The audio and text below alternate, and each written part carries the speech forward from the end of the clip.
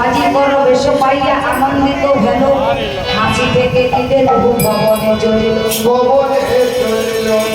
এবার বাজি করে বেশে আনন্দের সীমানা সাজতে লাগলো। কেমন ভাবে বাজি কর সাজছে আর অনাদিনাদি গোবিন্দ সাথে যায় সুবল সখা। তোমরা সাজাবে না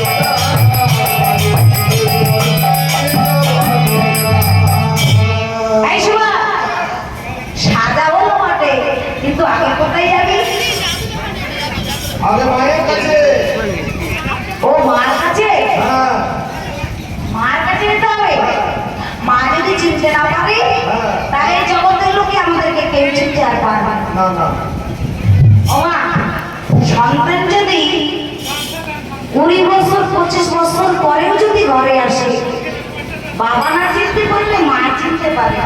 সেই জন্য বলছে তারাই আগে চল মার কাছে যায়। মা যদি চিনতে না পারে তাহলে জগতের লোকে আমাদেরকে